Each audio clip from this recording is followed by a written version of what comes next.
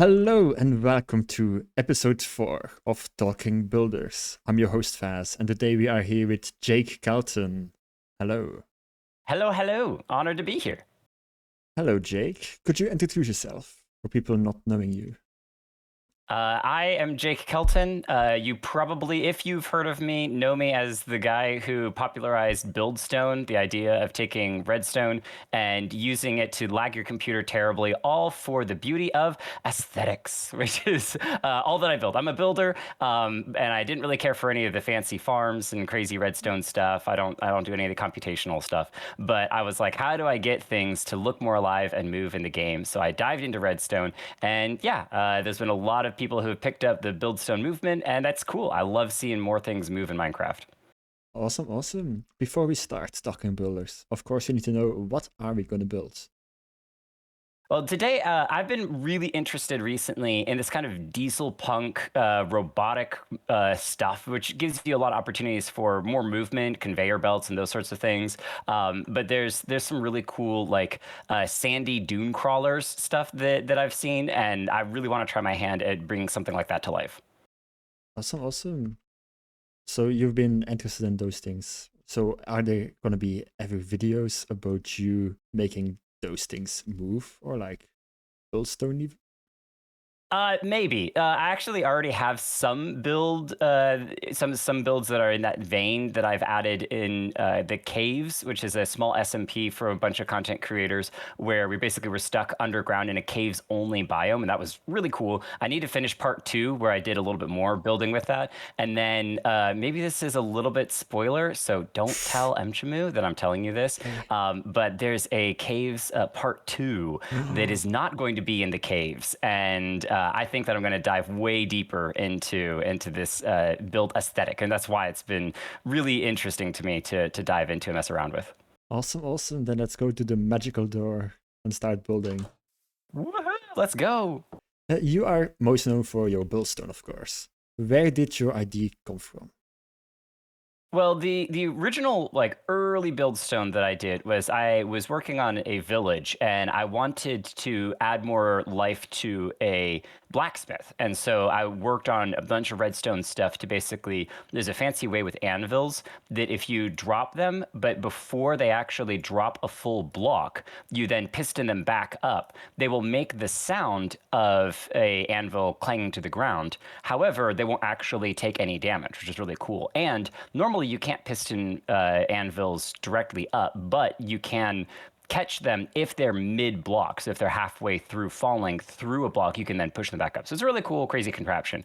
But that was basically sound, not really movement. And I was like, well, I want to add more movement as well. And so on my next build that I was working on, which was a millstone, or I guess a like wheat mill place. I wanted to add a water wheel that actually moved, and so I came up with this idea of basically taking was it 3x3 or maybe a 5x5? I can't remember what it was. I think it was a 3x3 because I started as really small. Always start small when you're doing this sort of stuff. But anyway, and no, it was a 5x5. Sorry, apologies. What I did was I basically created a loop of slime and honey blocks and then pistoned them in a loop around so that way when you add a bunch of stairs to it, which I'm just going to do with whatever the blocks that I have on hand, I did it like this, and then moves up and down, and then would change it up. Mhm. So as these would kind of move back and forth and around, it would add a lot of movement and look like a wheel was spinning. Now these were super early versions, but that then led me into when I saw Mumbo build his fan. I was like, wait a minute, why is everyone building these static fans? Why can't we make some movement to them? And so that then came the idea of, well, let's add some trapdoors and do some really cool stuff with that. So. Also, I think I'm supposed to be building while talking about it, so I apologize. I'm just Yeah, that's babbling. fine, it's fine, it's fine. Okay, I see. So you went invisible because you're in the Axiom Yeah, I'm world, in right? Axiom. Okay.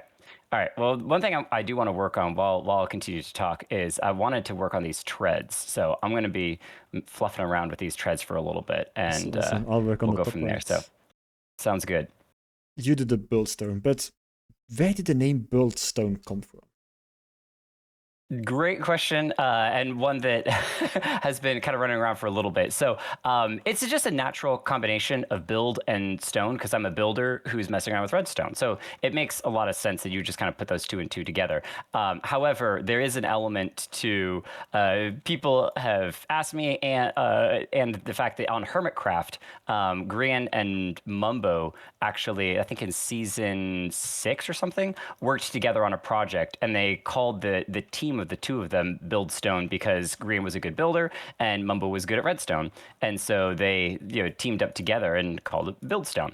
I did not know that at the time, even though I am a pretty big consumer of Green and Mumbo's content, and so it's just kind of a natural name for the type of aesthetic that I was working on. However, if you want to give them credit, that is totally fine because they did technically come up with the name before I did, and so that is totally fine. But yeah, it's just a natural piecing of together of buildstone and redstone, building and redstone. What is the secret sauce that keeps builders stick to Buildstone? Because I tried it, and it's a lot of work. Yeah, I think for a lot of people, there's something really magical about having played in a static world for a really long time and then suddenly seeing it come to life and moving around. I think, really impressed people and surprised people about those early fans and especially the waterfall that I did. Those sorts of things just kind of take people aback when they're like, wait a minute, this stuff is really possible. But in addition, there's also something really cool about the fact that there was no particular update or release that made it possible. This stuff has been possible for a really long time. There's just been these kind of two worlds that people have existed in, which is either you do redstone, which then means you do computational stuff and redstone farms and all those sorts of things, or you do building, which means you make pretty things, and that's it, and that's all. And so this kind of separation of worlds is what has really led people to be in one camp or another. And I think that Buildstone is kind of that first time where maybe some people are really kind of being opened up to the idea of, well, hold on a second now. I can actually participate in this. It's okay if I learn Redstone. And I don't have to know everything about Redstone to do it well. I can just kind of mess around with. All I need to know is just enough to make something move a little bit. That's pretty cool. And so I think that it's what kind of, for me at least, makes it stay alive is that I'm always asking myself, hey, even as I'm like driving around in the real world, I'm looking around me going, okay, what it makes this world feel alive, and is there something about it that I can then translate into the world of Minecraft? And yeah, there's still a lot of stuff. I think that there is a little bit of limitation in terms of how far can we push this that we're eventually going to run into. But that's where the creativity comes into play. And it's less about making big, moving, crazy things and more about just adding a subtle touch that gives your world a little bit of extra life. What is your first thing you made in Buildstone?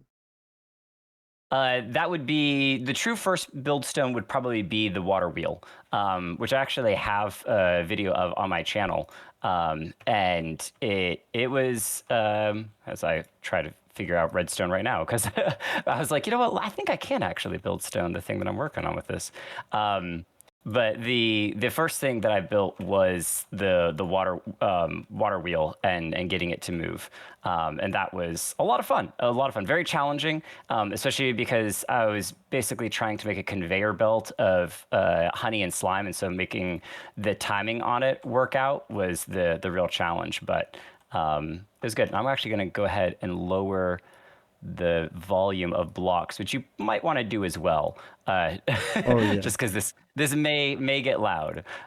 So We were talking about sound real quick. Is that not sometimes annoying that Buildstone makes so much noise? it can be, it absolutely can be, but something that a lot of people may not know is that redstone. Will that work? That's not going to work. things that move only have, generally speaking, a sound distance of 16 blocks. And so a lot of the sound that you can, a lot of things that you build, you can, not always, but in often cases, find ways to put them somewhere that is kind of outside of auditory range, right? As long as you can get it 16 blocks away from wherever it is that you're typically going to be looking at, that's essentially muting it. And so a lot of stuff that I make, whether it's waterfalls or even some of the fans, you can put fans up high on the side of buildings and those sorts of things that are, cool and aesthetic to look at, but that don't actually aren't that particularly loud. And so I think there's ways to get around it. What is your best slash proudest Buildstone creation yet? Hmm. What's kind of interesting about this question is that, and this is something that I kind of have to bear with my own self on, is that a lot of the things that I've gotten most popular about have really not come from solely my own brain. And that maybe just because of me, maybe because of the community that has come about because of Buildstone. But the Discord has been incredibly active, and everyone in it is very, very. We work together a lot on a lot of different projects, and that means that credit ends up often being shared between a lot of people because there's not necessarily one solo person who's done all of the work. And so I think that there's something to be said for the collaboration that comes into play when it comes to this sort of stuff. But I think that the thing that made me the most happy was the moving flags, because I think that that is really something that just I've seen so many different flag variants, and every time that I look at it, I'm like, there's just something wrong about this. It's so static. It's so not moving. That's why I never built them in any of my builds. If you go back before Buildstone, I never built flags because it just felt wrong for them to look like they're flying in the wind and just be totally static and still. And so when we finally put together the moving flag, and now we've had different variations because the falling concrete isn't super stable and stuff, but we've been able to make some really cool stuff and some permanent things that aren't going to break that are really cool. So yeah, definitely moving flags I think is up there on my list. You have done a lot of Buildstone projects with your Discord, including Melport. Could you explain to the people watching what Melport is? Melport was one of the first big group projects. So the way Melport came about was that we had a number of different Buildstone ideas, but more for like a modern city. And when we were all kind of having a lot of fun with, what kind of things could we build into a modern city, eventually we came to the conclusion, we're like, wait a minute, since we have all of these ideas and they're all super cool and everything, why don't we just combine them all, right? And put them all into one city together. And so that's what we ended up doing was we said, let's put all of these ideas into one place and make something awesome. And so Melport is a group project by my entire Discord where we kind of all work together on how to, oh, this is totally going to break it, but I think I actually know how to fix this. Hang on one second. If I pull this item out, yes, great, that will not break it. Breaking redstone with Axiom is very easy. So we worked together, and initially it was going to be for 4 weeks. We said, let's spend 4 weeks and build a cool city. And then due to just the time constraints and what people had available to them, we ended up people asked, is like, hey, can we expand this into 6 weeks? And so I said, yeah, sure, why not? So we went 6 weeks and built a city where we attempted to pack as much redstone, buildstone contraptions in as possible. And what was really cool, again, being such a collaborative group and a collaborative event, was how everyone was working together, and there was a lot of times where people who are not particularly strong at redstone but were good builders, that were getting help from people who were good at redstone but not particularly good builders. And so I think that it truly, to me, captured what makes Minecraft so special was everyone who kind of came together and worked together on the same project, and all participated in making something really unique. And I think it's probably one of my most viewed videos on my channel at this point. And it still kind of stands out to me as just a truly unique city because it's not all visual. There's just so much life to it as well. So the idea from Melport came from mostly the community. Yeah, it was a lot of my builds personally are in the medieval aesthetic, but not everyone builds medieval. And so a bunch of people were coming up with non-medieval ideas. And it was like, hey, we want to put these things together, right? We don't just want it to be one. Sorry, I'm cloning this. We want to share all of these ideas in one area. So yeah, Awesome, I'm going to stop flipping for a second. Ooh, All right, there you go. this is cool. Flapping trapdoors, like it looks like it's like a gear turning or something. Right, it's the wheel that is kind of rotating along as it trawls along the ground. Mm-hmm. Professional redstone. Ooh. Melport was, like you said, a project with a lot of people, with builders, redstoners, others. How was it working with so many people on one project? As someone who has mainly done solo stuff, it was really cool and also very daunting because everyone was kind of looking up to me as being like the guy who could come up with stuff, and so it was definitely very daunting, but I think in a good way and in a very fun way, because I was just so. I was focused on managing the event to make sure that everyone was able to participate equally. And I think that one of the things that I love most, both in Minecraft and in real life, is that I'm a big problem solver. I love having challenges of problems that need to be figured out.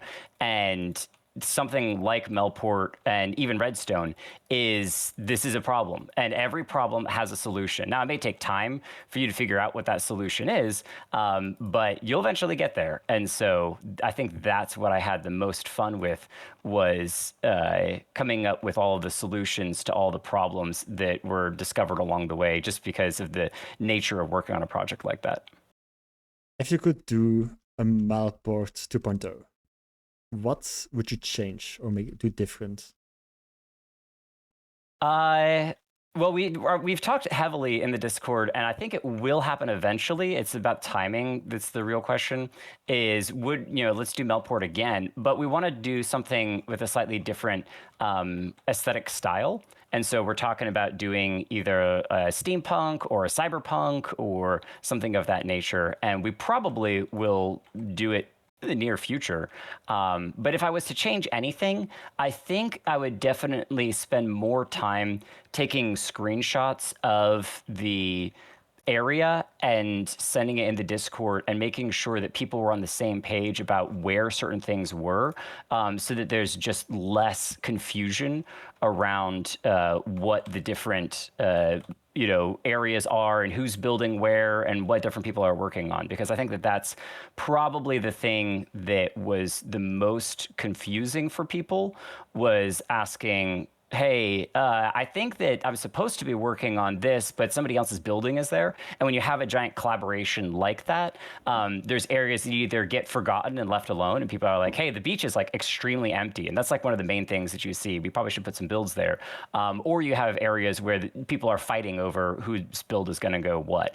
So having a dedicated space for like, hey, here's the area where you can create and think about it, and let's also, not necessarily with mods plot claim, but doing things like using wool to say, hey, this area is an area that I'm going to work on, so don't worry, this will eventually be filled. Those sorts of things I think can really come in handy eventually. What would be your tip for someone new to content creation? This is something that I've been asked a number of different times, and my answer is usually the same. And that is there are two reasons why people go into content creation. One is because they want to be a content creator, which means that they're going to be looking at metrics, and they're going to be looking at views, and they're going to be looking at all sorts of different things. But the second reason is because they love making content. They love making videos. They want to make more just cool stuff. And I am a strong believer in if you don't love making content, make sure I'm phrasing this correctly. So I'm going to pause on the building as I phrase this correctly. I believe that it is a better experience if you make what you love and love what you make. Don't chase the algorithm. Don't chase trends. Don't chase whatever the thing is that you think is going to get views. Because there's an authenticity to, I love this and I want to make this. And so I'm going to make the thing that I love. And people will be able to feel that very strongly. In the videos that I make, I am a huge participant in watching my own videos. I watch them all the time because I love the videos that I make, because I love the content that I make, because it's fun. And so I think that there is immense value in saying, hey, yes, all of the trends and all of that sort of stuff is all true, but if I am not enjoying what I'm making, then this is a job. And most people cannot afford to make videos as a full-time job. That's just not something that they typically can do. I certainly know that I can't. And so since that's the case, I'm not going to turn something that is a hobby that I love into a job when it's not a job. Now, maybe eventually one day it will be a job, and then I can care more about metrics and all that sort of stuff. But until that time, I'm going to treat it as a hobby, which is something that I enjoy doing, and worry less about the metrics and the views and all that sort of stuff. So a very long, complicated way of saying make what you love and love what you make, and don't stress about other stuff. We gotta put that on a t-shirt. Make what you love and love what you make. There you go. That's your 2026 quote. All right. Make what you love and love what you make. A lot of YouTubers have inspirations, people they look up to. What was your inspiration to becoming a Minecraft YouTuber? Ooh, good question. I think a very easy one would be to say Mumbo, because he has a very natural way of saying, I'm just going to have fun. You can just feel in all of his videos, he's not faking it. He's not pretending to be excited. He's not creating these narratives of raging or excitement or whatever. He's just playing. And in his play, he has a ton of fun. And I think that he encapsulates what should be the ideal for a lot of people is have fun. And if you're not having fun, then you need to figure out what else you can be doing that would do better.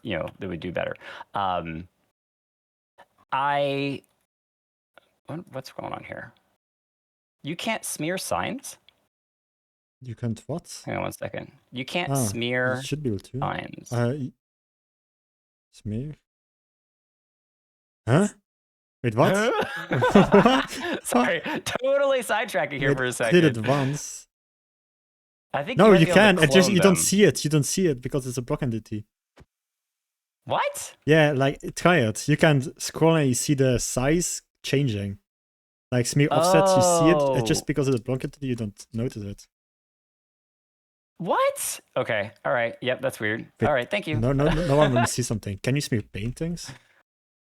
If I take a one by one that's a painting. good question. Also, if you don't mind, can you also make it night for a second when you get a chance? I wanna see something. Yes, of course. You should also have the thing that midnights. You can't smear paintings. Doesn't glow quite as much as I was hoping for, but that's fine. Okay, what do you think of this top part? That's fine. It's like wanna be the thing in the middle. Of course, Oh, not that's cool. textured yet, but like it's something. It is. It is. Well, that looks like an energy beam or a teleportation pad or something.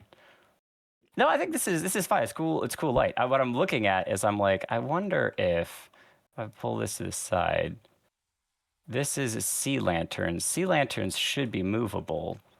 I'm gonna Oh, break this frog light for a we second. see Jake Kelton's brain working. If I do, I found a new system for making very, very small clocks that I'm really thrilled with, which Ooh. is to just do 2 hoppers. So the main thing when it comes to Buildstone is all about making your clocks unbreakable. So if you unload the chunk, it's not going to break. But if you do 2 hoppers facing each other like a hopper clock, and then you throw a comparator on one side and one item into it, what it does, and you could also throw more, but maybe we'll actually, in this case, we'll throw a couple in. 1, 2, 3, 4, 5. It'll constantly, the game, every time that you unload or load it, it will remember how many items are, oh no, this will not work because it's immediately fitting back in. Oh, because we're not unlocking it. That's fine. So we'll just do one. No problem. It'll remember that the item needs to move from one hopper to the other. It will never be frozen in there. And then you can pull a signal from that to then You're seeing your brain functioning. big brain moves. I stopped asking questions for a second because I know you would need to think. Okay, and now we can add that blue one back there. There you go. And now it's like pumping something. It's just, I don't know. again, it's just adding a little bit of movement, to it. If you look over here, I want to show you what I did with the banners. It's not glowing quite as much as I wanted it to, so I have to change that. I think I know that design from somewhere. Right. The shelves are a great way of just having the banners kind of pop in and out. People have done it with trapdoors as well too, but I don't think trapdoors last quite as long. Let me see if I switch it to trapdoors. Do you know who the person is who I think figured that out first and posted it first online? I do not know who the first person was that did that. Was it you? Was it really you? Yeah, I made the loading screen. The loading screen is, I think, I did my research, and I think that's the first loading. The first. Wait a minute, so I'm showing you your own stuff. Yeah, look here. I already used it here. Over here. Yeah. Over here. Oh yeah, there we go. Nice. Wait, I'll put the loading screen on screen right now. Wait, I'll send Did you know this guy Faz? He came up with this really cool stuff with banners. It looks really cool and adds a little bit of movement to it. It's awesome. So. That was the first. Like, I did my research, and I think it's the first. Me and my friend Shoppy, I think the first people that found that out. Of course, because Hermitcraft also used it in the fire truck. Everyone knows about it, but I think I did my research. No one was using it. I also made a YouTube video about it, so you should go watch it if you don't know how to do it. Right. Well, what am I doing wrong then? Tell me. No, it's, I don't know. I haven't really figured that out yet because its light's not going to. I did not know it goes to trapdoors as well. Wait, that's been in the game then forever. No? Yeah. People just have never used it. Because with shelves, it just looks clean. Well, shelves adds a little bit of the bar to the top and bottom. Yeah. Whereas this, if you look at it, it actually looks like it's something that's like loading up and then loading down. Yeah. So only from the wrong side. Because it's so also weird. Sometimes it goes from left to right, sometimes from right to left. That's just the wind direction, I think. But yeah, thank you for showing me the tech I did not know. What is your motivation to keep doing YouTube? It's very easy to have motivation to do YouTube because it's fun and I enjoy it. Uh, because it's a hobby and because it's something that I enjoy and have fun with, I keep doing it and I'll keep doing it until, as a hobby, I no longer enjoy doing it. And so I think that is as simple as it's something that's a ton of fun and I'm a creator. I was actually talking to my wife recently about this, is that I'm less of a just pure creator and more of a storyteller. And I think that that is what makes Minecraft such a great medium for me, is because I can tell a lot of stories in the world of Minecraft. And I think I'm just going to keep telling, new and fun and exciting stories that I enjoy. So What did you say to people that look up to you? a lot of people that look up to me and that ask me questions are constantly asking me about how to be more creative or how to get better at building or how to. It's a lot of how to do all these sorts of different things that they want to do, and I think that that's fantastic. But I think something that everyone could probably use hearing is that things take time, and it is okay to allow yourself the time to grow and develop, whether it's develop your own niche, develop your own content creation style, develop something that makes you happy, develop your own game, all these sorts of things. I remember being the type of person who was like, I want to do things now. I don't want to wait. I want to go. And that's, exciting and fun and all those sorts of things. But everything does take time, and that it's okay that it takes time too. So give yourself the space to trust in the process and say, hey, this might take more time than I like, but that doesn't necessarily mean that it's bad. It just means that it's going to be a little bit of time before this thing that I want to accomplish is accomplished. And allow yourself to enjoy whatever that process looks like. Don't get stressed out about, oh, my channel's not taking off yet, or this idea that I have is no one really seems to be caring about it. That's okay. That's okay. Trust in the process and allow yourself to have fun. And again, if you're making this, whatever it is that you're making, because you're enjoying it, whether you're growing as a builder, building new things, or whether you're making videos and stuff, as long as you are having fun and enjoying doing it, you'll go the distance. And I think that that counts a lot. You have a Discord server, of course. Everyone knows that. And you organize sometimes building competitions in them. What are things you always look for when giving out points? When giving what? Out points. So when we do events in the Discord, there are the three main things that I look at, which are the creativity of whatever it is that the person's building, the complexity and the challenge of it, right? Because anyone can make a 5x5 cube, and it's not necessarily about organics, but about block choices and all those sorts of things. And then because we are a Buildstone Discord, we do have some extra points that go towards those who are adding some kind of implied or actual movement into the build as well. But I think for me, the thing that I like to see most when it comes to these sorts of things is the creativity of, oh, I don't think I've ever actually seen that in Minecraft or wherever it is before. So like, for example, your elephants, right? I'm not sure I have ever seen someone make elephants in Minecraft before. They may have. That may be a thing, but I haven't seen it before. And so to me, that was incredibly creative. And there was something that totally took me by surprise, but I absolutely love. There's another YouTuber that I've been watching for a while. Don't follow a ton, but Dramatic Herbalist, if you know who they are.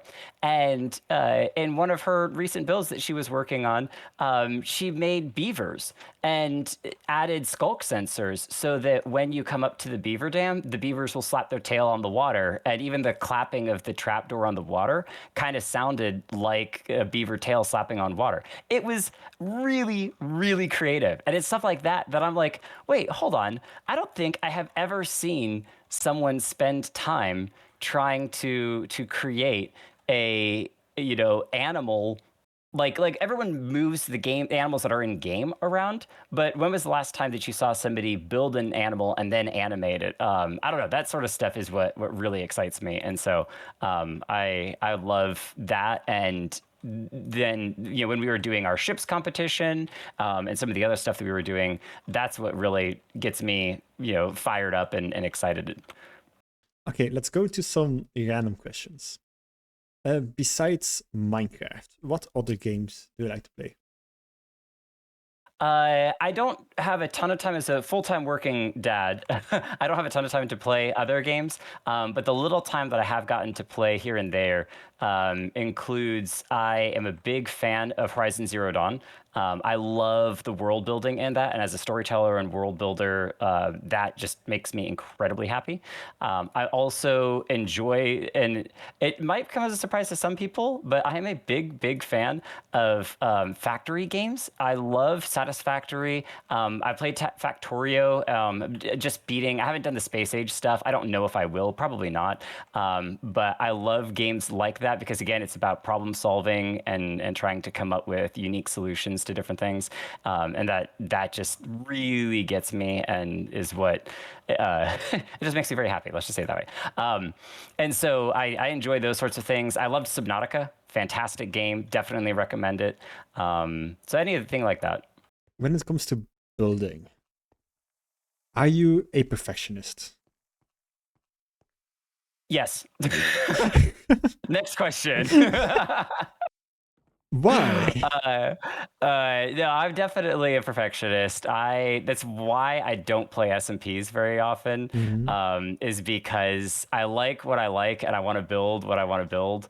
And so when I have to deal with other people building things that are in a way that I wouldn't build, I'm just like, ugh. It's fine. It's deep breath. Deep breath. It's all going to be okay. Yeah, I definitely get very particular on. I have the way that I see something looking, and so when that gets messed with or whatever, I can kind of struggle with that. But I think that's what makes things like Forever Worlds really cool, is that it's your world that you get to build whatever inspires you. And so is that, I think you intended that to be there, actually. Let me put that back. And so, oh, it didn't really matter. It wasn't, I was just trying to make sure that I copied everything over correctly. So you could turn this total thing into a base. This is definitely base material right now. We're kind of cooking. We're kind of cooking. I think this is one of the coolest things that I've built recently. That's why I'm doing this. It's because it's so unique. This is a question that is the only question I ask everyone, because all my questions are unique except this one question. What is your favorite Minecraft vlog? My favorite Minecraft block. I should have expected this one because I think you sent it to me. I sent all the questions to you. Yeah, there we go. A little behind the scenes reveal. I'm gonna be a little lame, maybe. It's tough. There's so many. So here's the deal. All right, I haven't used it nearly as much as I would like, but one of my favorite blocks is Gilded Blackstone. The touch of gold in the Blackstone is just so clean. It looks like marble. It's a beautiful, beautiful block. However, if you look at most of my builds, my favorite by a large, large portion based on how often I use it is stone bricks, because they are just a great multi-purpose block. They work really well with like so much anything, as a path block, as a structural block, as pillars, as whatever it is that you need them for. They're a fantastic block, and so I use stone bricks a ton, and yeah, they're great. But so there, I gave you two because one was just based off of beauty alone, and I'm like, okay, yeah, that's fine. But for use, I love the stone bricks. But if Mojang gave you full control over one update, what would you add first? Easiest question ever. I would 1000%. It would be called the variety update, and the entire focus would be to take every block that has a variant or has the potential for a variant and just fill them in. Just fill them in. There's no reason whatsoever why we have just random. Some blocks we have walls for, some blocks we have smooth, some blocks we have bricks, some blocks we don't. It's just so absurdly random. And I know they have so many other things that they're focusing on, but I would just fill it in. I just fill it in. I'd say, look, we're just going to take this update and everything that's missing, we're going to fill it. So yeah, I've been wanting to do that for a while. I probably would be tempted to even try to like play with mods that mod all that stuff in, because I know some modders out there have done that as well. Just because I get so annoyed by the lack of the lack of them. It's just it makes no sense to me, but that's fine. But no, won't that make the Minecraft inventory even worse? It will, which is also why we need an inventory update. No, 100% agree with that. I actually just recently, my last video was on the much needed inventory. Now, it was more directed at Hightail because I don't think Mojang is going to update its inventory anytime, which is disappointing, but is what it is. However, I definitely think that there is a lot of room for inventory improvements. So, What is a building style that you think is underrated? underrated. This is so you're talking things like oh great, I've closed myself in. There's no way to get out. I'll I've just got go through the floor. Axiom. I've Oh, that's Axiom, true. I could Phantom. just axiom fly my way out. Um, so are you talking like build styles like cyberpunk or something? Yeah, those kind Or of build, or anything you want. okay, well, there is a style that I will never do because it's so beyond me. I'm not even sure how people do it. But there's somebody in our Discord that creates those visual. You have to stand in one place and look at it from this one direction, Ooh, but we're yeah. going to create this piece of art. Perspective builds. However, perspective builds, but on top of just a perspective build, there's a couple of, they've done two of them so far, and every time it just blows my mind. They add movement and animation into the perspective build.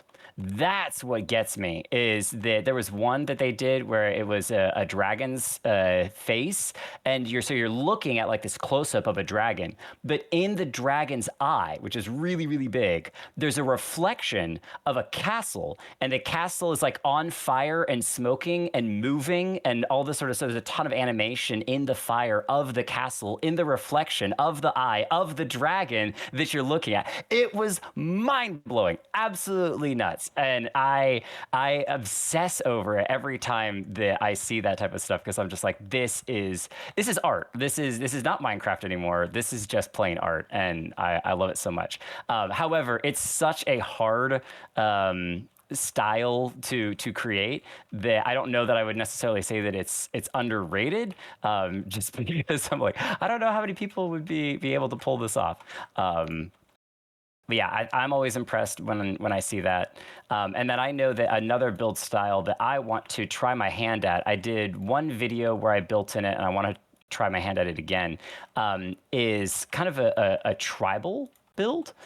We do a lot of like modern builds and sci-fi builds and cyberpunk builds, but there's not a lot of builds that are kind of more ancient and tribalistic. If you think almost like Native American, or the ones that I was messing with was a little more like Viking related. Those are things that I think are pretty cool. So Thank you, Jake, for coming. It was a wonderful interview. Who do you recommend I interview next? Depending on the type of person that you like, if you can get Soup, his Let's Play blew up, and I think he is an incredible Let's Play player. He slowed down some of his videos recently, but to me, he is a icon for what Let's Plays in today, 2026, should look like. If not Soup, then maybe No, I'm gonna leave it there. I think Soup Soup's awesome. So Awesome. Okay, and most important question of the day: where can people find you? you can go to YouTube and search for me, Jake Kelton Crafts. So just my name with crafts at the end, like Minecrafts. And you can also, in all the videos, there's a link to the Discord. So you can jump into the Discord. Feel free to ping me. I don't mind being pinged, and I'd love to chat with you. Thank you for coming, Jake. If you are still here, leave a like, subscribe, comment, and definitely go to Jake as well. It was nice seeing you, and I see you in episode 5. Bye-bye. See you in the next one. Bye.